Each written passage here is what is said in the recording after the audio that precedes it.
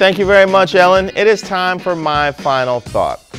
Now, as we reach the end of Women's History Month, I wanted to highlight two more stories. Now, the Parisian prosecutor's office is investigating whether anti-Semitism was a motivating factor for the killing of 85-year-old Holocaust survivor Mireille Knoll.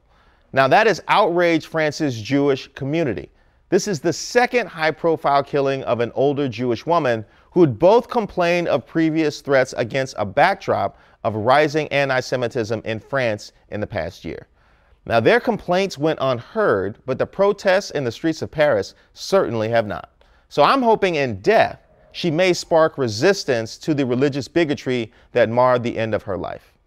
Now, also this week, more than 100 recently kidnapped Nigerian girls were freed by Boko Haram and returned to their families. Now, sadly, 5 of those girls died in captivity, and 1 is still being held for not denouncing her Christian religion.